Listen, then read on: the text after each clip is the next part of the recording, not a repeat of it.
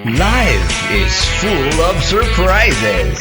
For most, if not all, live happily ever after, even without the benefit of marriage. And to live together is to put our time, efforts, and treasures. But what if things went out differently? What would happen to those investments, properties, gains, and savings? Who has the right and who gets to keep it? Here is just what if, and here's what's gonna happen.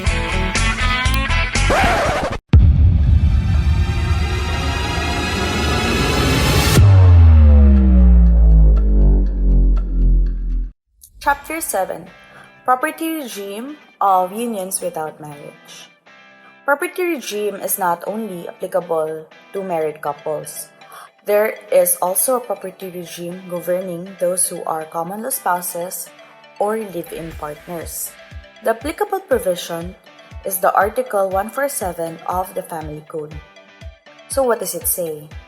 Article 147, first paragraph says that when a man and a woman who are capacitated to marry each other live exclusively with each other as husband and wife, without the benefit of marriage or under a void marriage, their wages and salaries shall be owned by them in equal shares, and the property acquired by both of them through their work or industry shall be governed by the rules of co-ownership. Analysis of Article 147 under property of the regime of unions without marriage. So, one of the least understood and therefore controversial article of the Family Code in the Philippines is Article 147.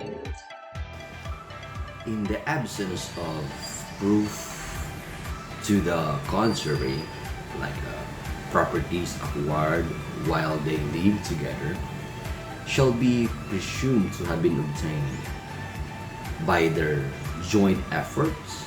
A party who did not participate in the acquisition of such property or by the other party of any property shall be deemed to have contributed jointly in the acquisition thereof if the former's efforts consisted in the care and maintenance of the family and of the household.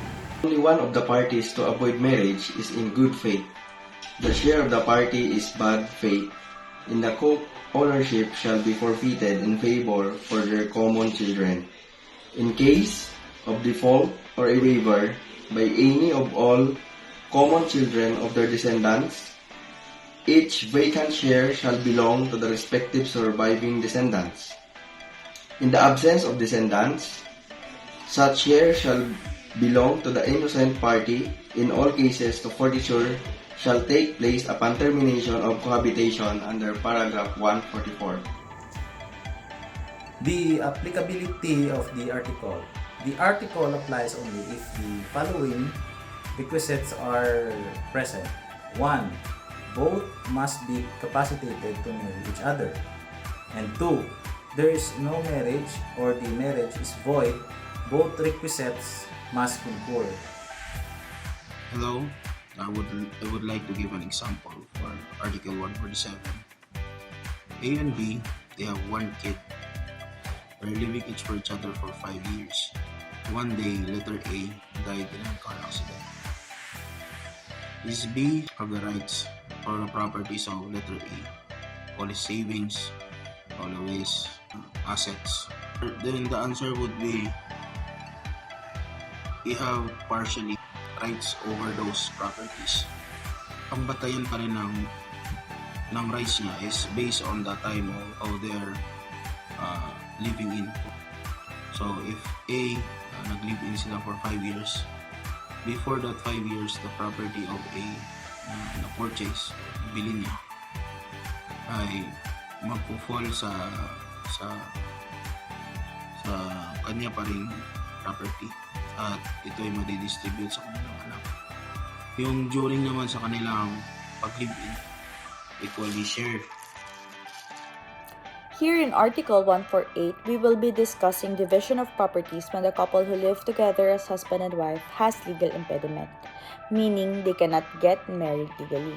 In the preceding article, it was discussed that couples live together as husband and wife and can marry each other anytime they want to. Article 148 of the Family Code applies to bigamous marriages, adulterous relationships, relationships in a state of concubinage, relationships where both man and woman are married to other persons, and multiple alliances of the same married man.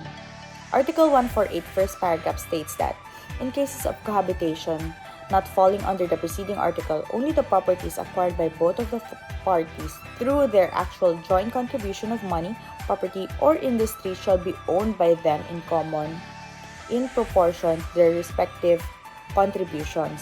In the absence of proof to the contrary, their contributions and corresponding shares are presumed to be equal. The same rule and presumption shall apply to joint deposits of money and evidences of credit. The general rule is that the actual joint contribution of each other must be proved.